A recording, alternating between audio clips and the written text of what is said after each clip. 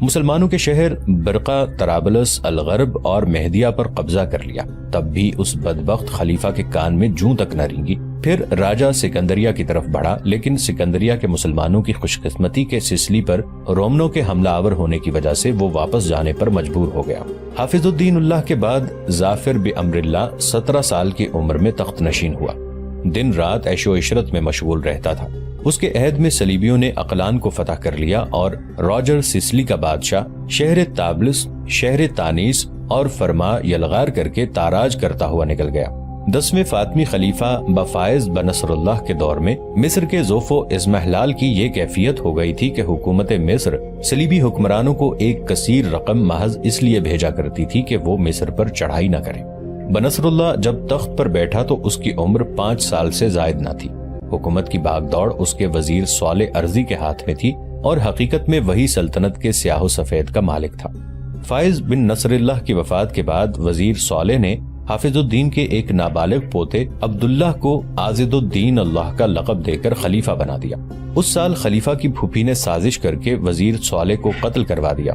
اس کے بعد اس کا بیٹا محی الدین وزیر مقرر ہوا۔ خلیفہ نے اسے ملک العادل کا خطاب دے دیا۔ محی الدین 2 سال ہی وزارت کر پایا تھا کہ ایک شخص اشاور نے اس کے خلاف علم بغاوت بلند کر دیا اور معمولی لڑائی کے بعد محی الدین کو مغلوب کر کے قاہرہ میں داخل ہو گیا۔ خلیفہ نے اپنی جان بچانے کے لیے قلمدان وزارت اس کے سپرد کر دیا اور یوں اشاور مصر کے سیاہ و سفید کا مالک بن بیٹھا۔ حالات نے پھر پلٹا کھایا اور ایک دوسرے امیر صلاح لحمی نے ایک جمعیت فراہم کر کے اشاور کو سخت شکست دی اور خود وزیر بن بیٹھا۔ اب اشاور کے لیے مصر میں کوئی جائے پناہ نہ تھی۔ وہ تنے تنہا چھپتا چھپاتا شام کی طرف بھاگ گیا۔ اس کی غیر حاضری میں فرغام نے اس کے 2 نو عمر بیٹوں طلحہ اور سلیمان کو گرفتار کر کے بڑی بے دردی سے قتل کر ڈالا اور اشاور کے محل کو لوٹ لیا۔ بعض مورخین کا خیال ہے فرغام نے اس کی ایک نوجوان بیٹی کو بھی قتل کر ڈالا تھا۔ کچھ عرصے بعد خرغام کے کانوں میں یہ پنک پڑی کہ بہت سے امراء اشاور کو پھر وزارت پر بٹھانے کی سازش کر رہے ہیں۔ اس نے بغیر تحقیق ان وزراء اور امراء جن کی تعداد 60-70 تھی اپنے گھر بلا بھیجا۔ جب وہ آ گئے تو فرغام کے غلام برہنہ تلواریں لے کر ان پر چڑھ دوڑے اور آنے واحد میں سب کو قتل کر ڈالا۔ اس واقعے نے سارے ملک میں سنسنی پھیلا دی تھی اور حالات بد سے بدتر ہو گئے تھے۔ دوسری طرف یروشلم کا نصرانی بادشاہ بیلڈوین چہارم، جس کا نام اموری تھا اور جسے امالرک کے نام سے بھی پکارا جاتا تھا، جب سے وہ یروشلم میں تخت نشین ہوا تھا مصر پر نظریں جمائے ہوئے تھا۔ مصر کے لیے اس کی دلچسپی، اس کی جستجو اس بنا پر بھی بڑھتی گئی تھی کہ اس بدقسمت ملک کے مسلمانوں کے باہمی اختلافات اور آویزشوں کا ایک نہ ختم ہونے والا سلسلہ شروع ہو چکا تھا۔ گزشتہ کئی سال کی وزارت گری نے مصری حکومت کے قوا اور اس کی عسکری قوت کو بالکل مفلوج بنا کر رکھ دیا تھا۔ جس وقت کمزوری نمایاں ہو رہی تھی اس وقت پہلے صالح، اشاور اور قرغام کے مابین اقتدار کی جنگ نے رہی سہی کسر نکال دی اور مصر کی عسکری حیثیت ترنے والے کی سی ہو کر رہ گئی۔ یہ صورتحال اموری یعنی امالرک کے لیے انتہائی مناسب اور روشن آئینہ تھی۔ ان حالات کو دیکھتے ہوئے اس نے ایک بہت بڑا لشکر تیار کیا اور اس جرار لشکر کے ساتھ وہ مصر پر چڑھ دوڑا۔ مصر کے وزیر فرغام نے اپنے بھائی ناصر الدین کو اموری کا مقابلہ کرنے کے لیے بھیجا، لیکن مصری لشکری بددل ہو چکے تھے۔ آئے دن کی حکومتوں کی تبدیلی اور حکمرانوں کے آپس کے بدترین تعلقات نے انہیں کسی قابل نہ چھوڑا تھا، جس کی بنا پر فرغام کے بھائی ناصر الدین کو یروشلم کے بادشاہ اموری کے ہاتھوں بدترین شکست اٹھانا پڑی اور وہ بھاگ کر قاہرہ شہر آ گیا۔ اموری نے قلعے اور شہر بلبیس پر قبضہ کر لیا۔ یروشلم کے بادشاہ اموری نے ایک طرح سے مصر کے اندر قدم جمانے شروع کر دیے تھے۔ بلبیس پر قبضے کے بعد اس کا ارادہ تھا کہ اب ملک کے اندرونی حصوں پر یلغار کرتے ہوئے پورے مصر پر قبضہ کرنے میں کامیاب ہو جائے گا۔ ساری قوت مصر کے وزیر فرغام کے ہاتھوں میں تھی، جبکہ مصر کا بادشاہ بالکل بے بس اور مجبور تھا۔ دوسری جانب سلطان نور الدین زنگی بھی گہری نگاہوں سے مصر کے اندر صلیبیوں کی یلغار کا جائزہ لے رہا تھا۔ نصرانیوں کی ریشہ دوانیوں اور ان کے برے عزائم کی خبریں اسے اس کے مخبروں کے ذریعے برابر مل رہی تھیں۔ مصر نصرانیوں اور صلیبیوں کے نزدیک جس قدر اہمیت رکھتا تھا، وہاں یہ علاقہ نور الدین کے لیے ان سے بھی زیادہ اہم تھا۔ اس نے ہمیشہ مصر کے داخلی معاملات میں دخل دینے سے اجتناب کیا۔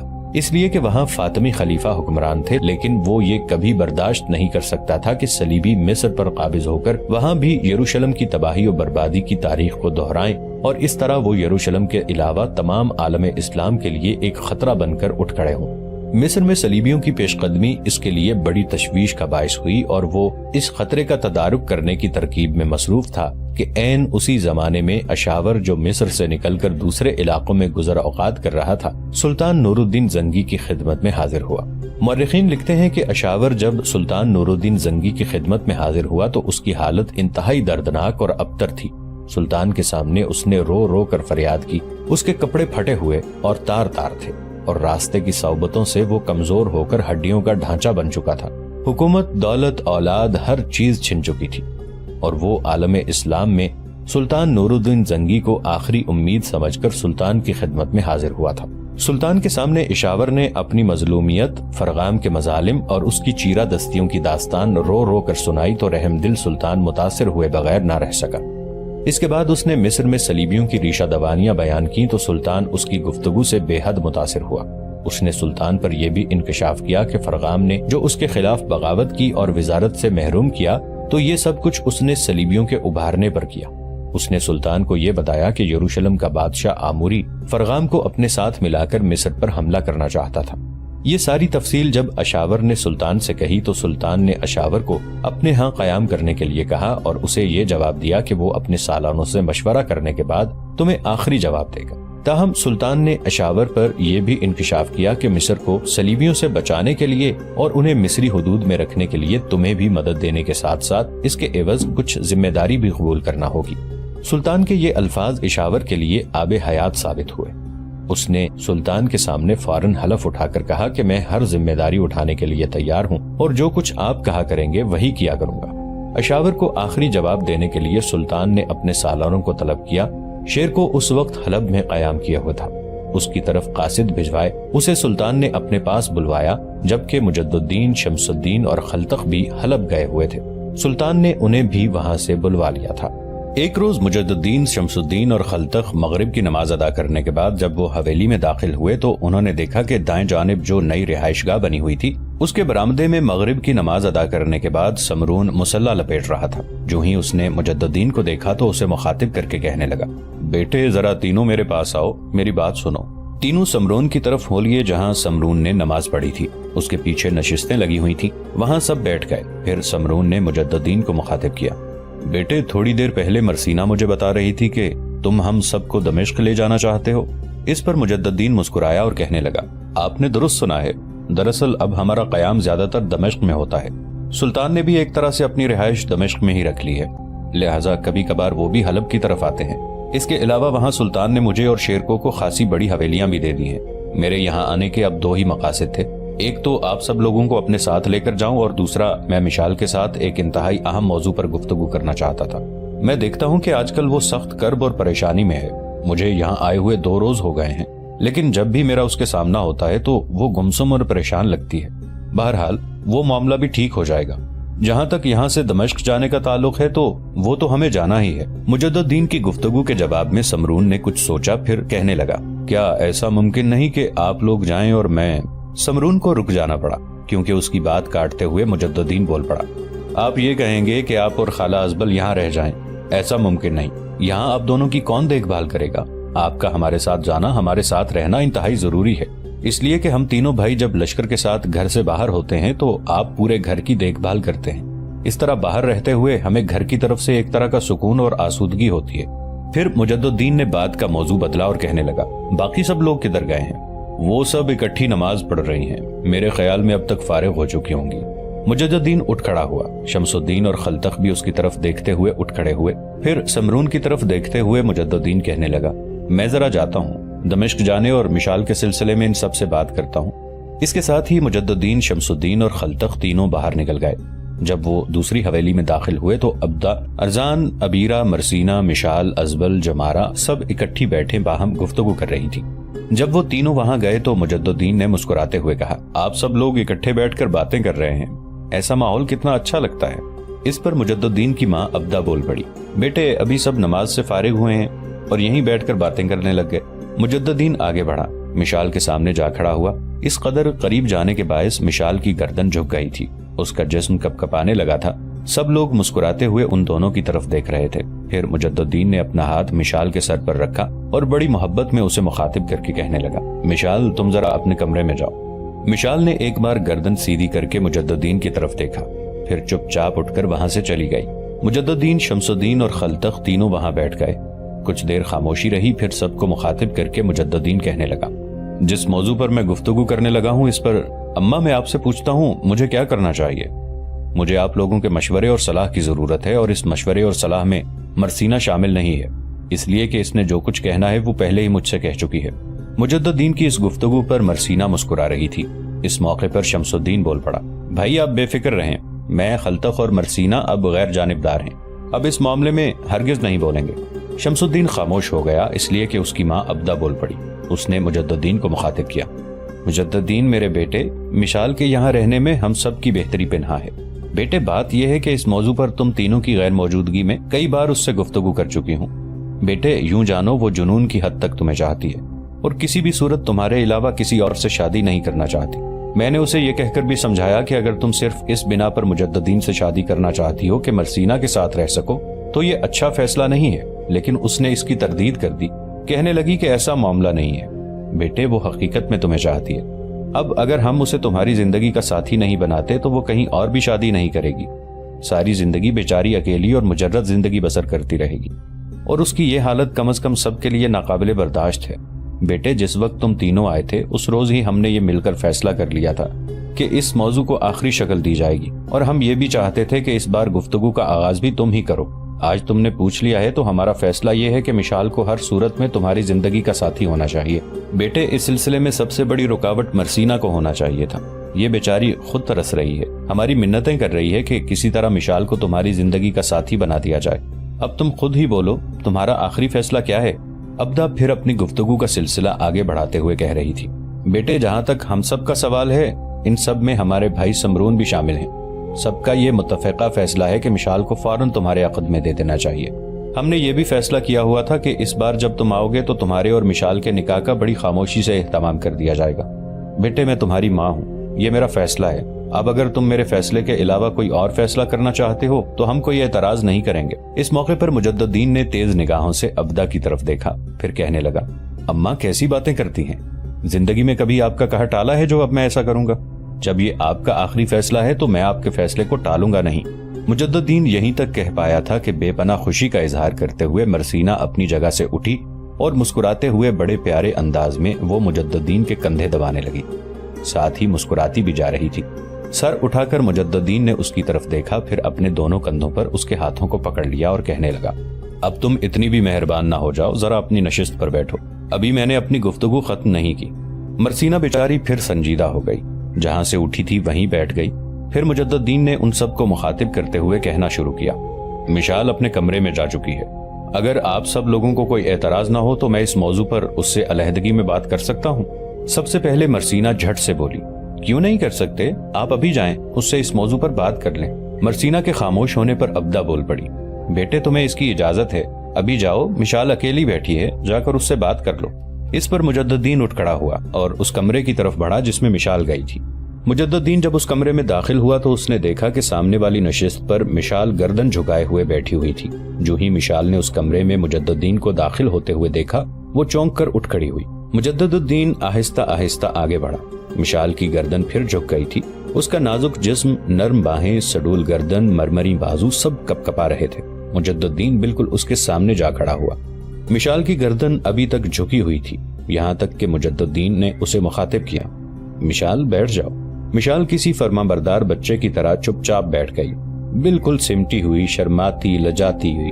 مجد الدین نے اسے پھر مخاطب کیا، کیا میں تمہارے ساتھ بیٹھ سکتا ہوں؟ مشال نے گردن سیدھی کی اور احتجاجی سے انداز میں مجد الدین کی طرف دیکھا، پھر دھیمے سے لہجے میں کہنے لگی، یہاں بیٹھنے کے لیے آپ کو مجھ سے پوچھنے کی ضرورت نہیں، آپ بیٹھیں۔ مجد الدین مسکرایا اور پھر اس کے ساتھ بیٹھ گیا۔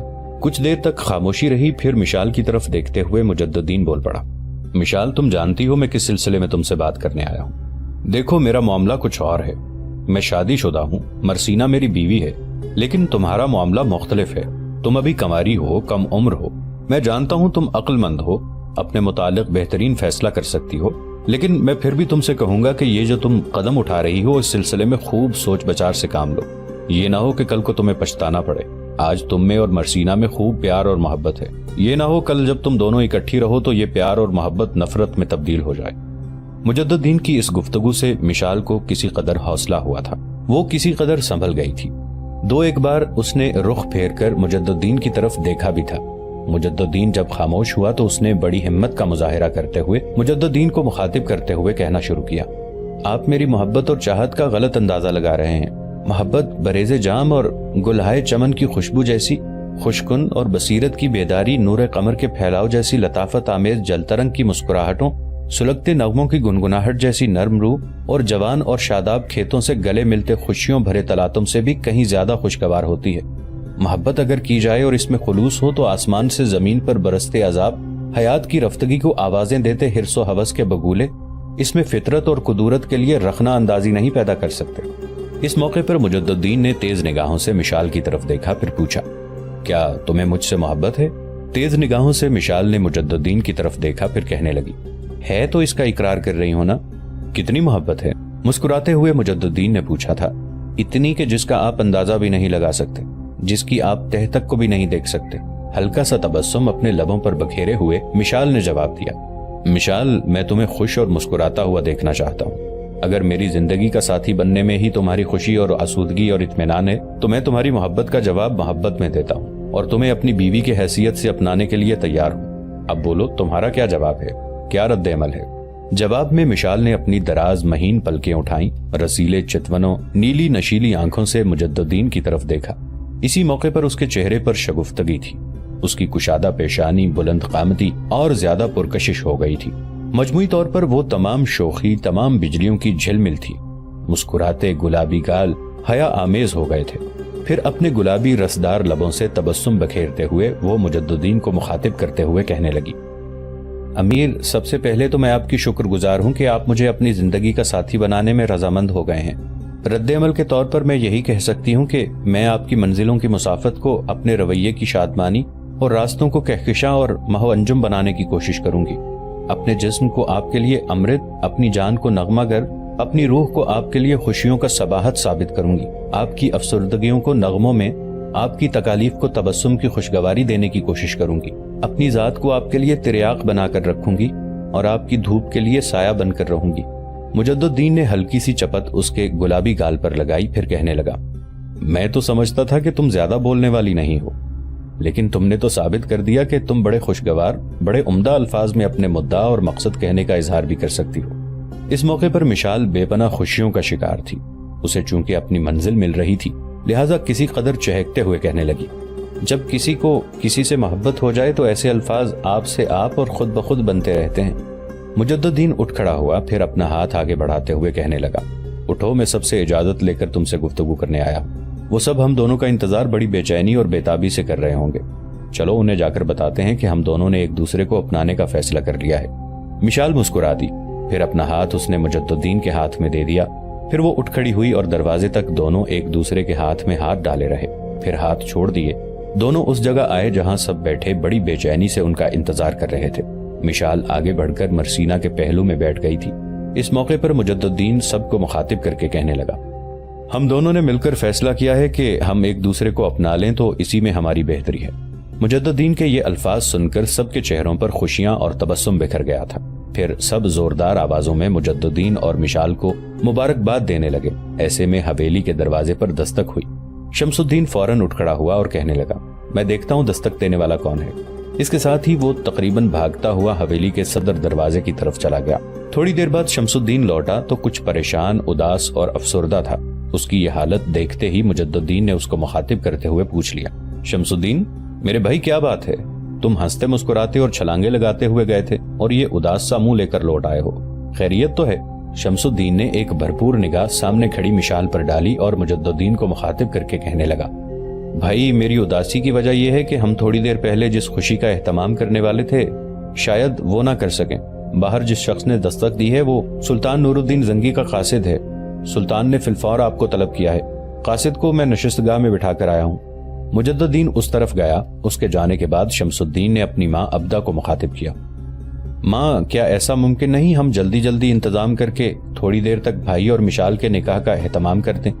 بات یہ ہے کہ میں اور خلتق خوش ہو رہے تھے کہ آج کی رات ہمارے لیے خوشیوں بھری رات ہوگی اور یہ کہ ہم بھائی اور مشال کے ایک ہونے کا اہتمام کریں گے، لیکن لگتا ہے معاملہ کچھ الٹ ہو رہا ہے، اس لیے کہ جو قاصد پیغام لے کر آیا ہے اس کے پیغام کی سنجیدگی کو جانتے ہوئے میں فکر مند ہوں کہ شاید بھائی کو یہاں سے فی الفور کوچ کرنا پڑے۔